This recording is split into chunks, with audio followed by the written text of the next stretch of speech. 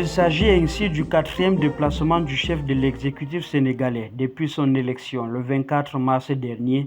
Ces 3 premières sorties ont été consacrées aux pays frontaliers que sont la Mauritanie, la Gambie et la Guinée-Bissau, la Côte d'Ivoire de Félix Houphouët-Boigny et le Sénégal de Léopold Sédar Senghor sont 2 pays liés par une vieille amitié. Ils sont les locomotives de l'espace communautaire de l'Union économique et monétaire ouest-africaine.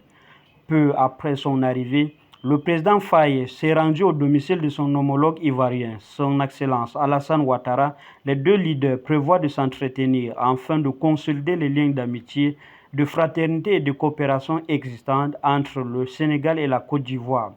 Lors de cette visite, il sera question pour ces 2 chefs d'État d'échanger sur le partenariat économique, notamment de l'agriculture, des échanges portant également sur l'exploitation du pétrole et du gaz.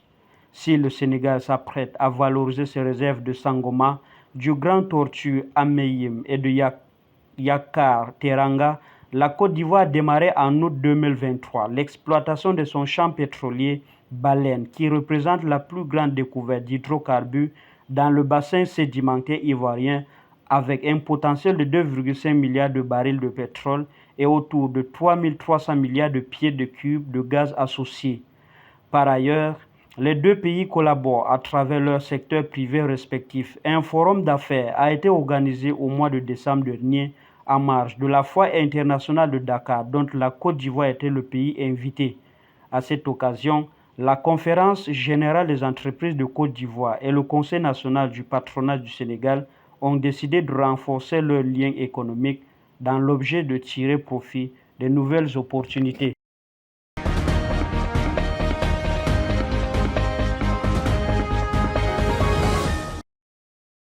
Le gouvernement béninois a-t-il trouvé le moyen de contraindre le Niger à rouvrir ses frontières? Pour l'heure, personne ne sait si les autorités nigériennes pourraient céder face à la mesure prise par Patrice Talon. Cette décision est en lien avec l'acheminement du pétrole brut nigérien pour le pipeline export. En effet, le Bénin a décidé de bloquer l'embarquement du pétrole nigérien à partir de la plateforme de Sémé-Podji au Bénin où atterrit l'oléoduc. De façon plus concrète, les autorités béninoises interdisent l'accès à leurs eaux aux navires qui auront comme mission d'embarquer le pétrole nigérien pour l'exportation. Cette information tombe alors que la station terminale du pipeline export Niger-Bénin a reçu ses premiers barils de pétrole il y a quelques semaines seulement. Depuis son lieu de production, Agadem, le pétrole parcourt environ 2000 km, dont 675 en territoire béninois, avant d'arriver à sa destination, le port en eau profonde de Sémé. Notons que le Niger dispose des réserves pétrolières estimées à 2 milliards de barils pour une production journalière de 110 000 barils, dont 90 000 destinés à l'exportation. L'exploitation de cette réserve pourrait prendre un coup si les autorités nigériennes devraient garder leurs frontières fermées. Depuis la levée des sanctions prononcées par la CEDEAO contre le Niger, le pays du général Tiani ne s'est pas montré très souple en rouvrant ses frontières. Alors que Niamey a rouvert ses frontières avec le Nigeria, celles avec le Bénin sont restées fermées jusqu'à ce jour.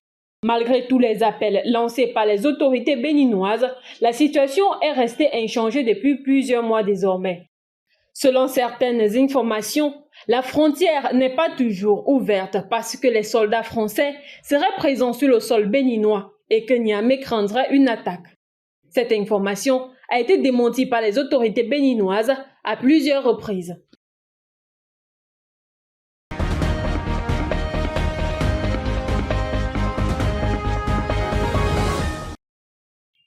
Le gouvernement du Burkina Faso, à travers sa diplomatie, a dénoncé le lundi 6 mai une immixation inacceptable de la part de l'Union européenne qui a publié un communiqué reprenant les accusations de massacre des civils formulées par l'ONG Human Rights Watch contre l'armée burkinabé. Ouagadougou a par ailleurs condamné l'Union européenne pour avoir clairement et inacceptablement empiété dans les affaires internes des Burkinabés. De plus, le gouvernement burkinabé a également critiqué le choix de l'Union européenne de s'appuyer sur un rapport jugé peu crédible et manquant de sérieux dans sa méthodologie de ces données. Le gouvernement du Burkina Faso s'est également dit étonné du fait que l'Union européenne et d'autres acteurs internationaux aient choisi de se baser sur un rapport qui aurait été réalisé à distance, sans enquête sur le terrain. En rappel, le rapport de Human Rights Watch, qualifié de légèrement par Ouagadougou, aurait été réalisé par le biais d'enquêtes téléphoniques depuis des milliers de kilomètres des villages de Nodin et de Soro. Le gouvernement du Burkina Faso a exprimé son regret quant au fait que l'Union européenne, habituellement attachée à la rigueur scientifique et aux procédures sérieuses, ait réagi de manière hâtive. Il convient de noter que le Burkina Faso avait déjà rejeté le contenu du rapport de Human Rights Watch dans un communiqué précédent, soulignant qu'une enquête était en cours pour examiner ces allégations. De plus, les autorités burkinabées avaient exprimé leur mécontentement face à des communiqués similaires émanant des États-Unis et du Royaume-Uni, qui reprenaient également les conclusions du rapport de Human Rights Watch. En réaction, plusieurs médias internationaux ont été suspendus pour avoir publié des articles basés sur ce document.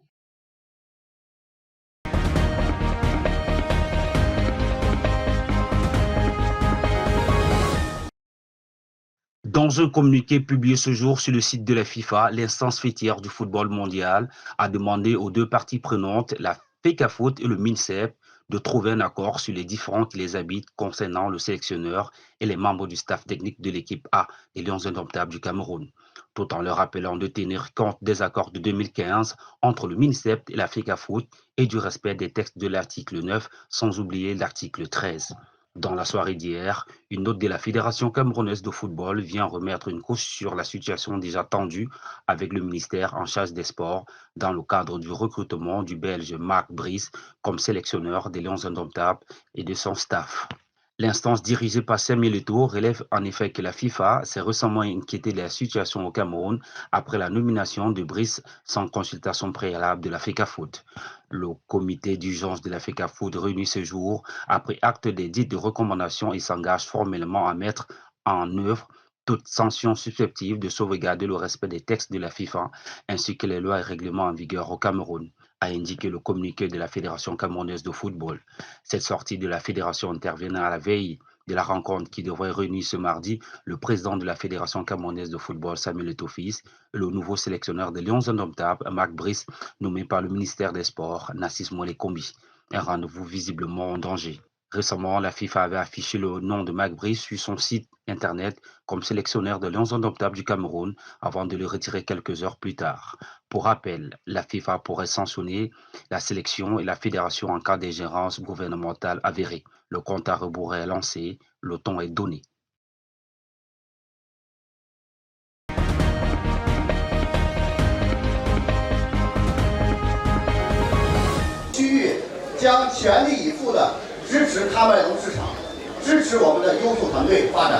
Donc je vous adresse les salutations du président du groupe depuis la Chine parce que c'est pour cela que je suis venue ici aujourd'hui. Cette cérémonie riche en sang et en couleurs a vu défiler tour à tour les distributeurs et les consommateurs des produits tiens. Sur le regard bienveillant du directeur Afrique du groupe, représentant le président directeur général, les témoignages recueillis des distributeurs et consommateurs des produits tiens font état d'une satisfaction parfaite, notamment sur le plan sanitaire à travers des compléments alimentaires.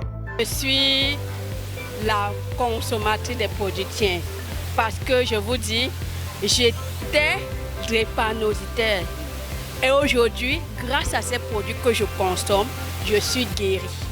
Je suis redevenue normale comme toi et moi, comme tout le reste.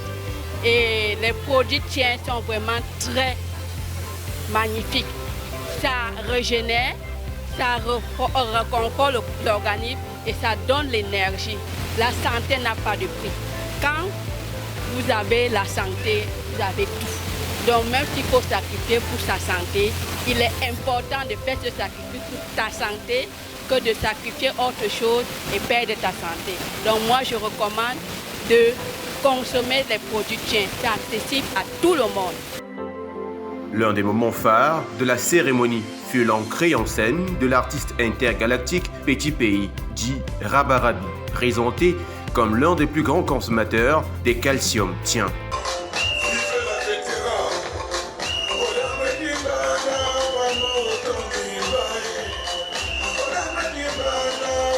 Pour le responsable en chef, au-delà d'une entreprise, Tian est un allié indispensable dans le domaine sanitaire.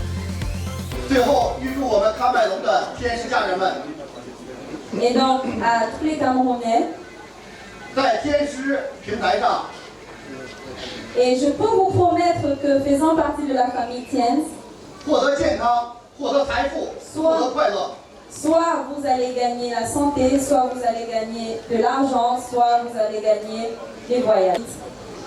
今天你的选择，选择 Aujourd'hui, 天师就2种信念： aujourd'hui, votre choix détermine ce que vous devenez demain. 获得健康、获得财富。 Soit c'est la santé, soit c'est le bonheur, soit c'est la richesse. 要带领更多的人获得健康、获得财富。 Alors toutes ces personnes que vous ramenez trouveront également ces deux choses. Soit c'est la santé, soit c'est le bonheur financier. 天师的事业就是人帮人的事业。 Et alors la vision de Tiens, c'est de pouvoir s'entraider pour parvenir à cette stabilité financière. 今天你的选择天师，你的这个事业就是长久的事业。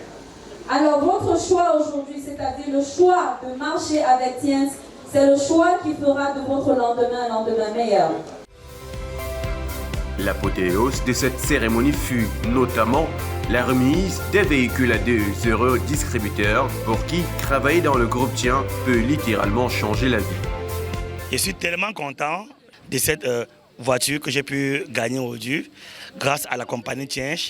Mais j'ai un travail à faire. J'ai un très grand travail à faire. J'aimerais que d'ici l'année prochaine ou l'année prochaine, que je fais gagner aussi 10 personnes dans mon équipe avec la même voiture. Je dois utiliser le même système, la même formation et le même travail. Et tous vont gagner aussi. Tous seront aussi des heureux gagnants de voitures pour la prochaine année. Et moi, j'ai confiance en moi. Je suis très contente et très fière. Et ce message-ci, je veux passer à toutes les jeunes Camerounaises parce que nous tous, on a cette capacité de pouvoir sortir quelque chose qui est caché dans nous. Et pour sortir cela, c'est pour passer dans un entrepreneuriat. Donc, pour faire quelque chose qui est concret, qui est vivante et qui peut booster vraiment les gens de ne plus quitter le pays pour aller chercher ailleurs. Donc, on peut retrouver tout ça là ici. Donc, si moi j'ai eu à faire, ça veut dire que n'importe qui connaît cette compagnie Tiens peut aussi faire la même chose. Tout ce que la compagnie recherche, est-ce que tu es déterminé? Est-ce que vraiment tu peux prendre ta vie en main? Dans le registre des innovations, Tian a mis un nouvel instrument de proximité dénommé V-Moment Function.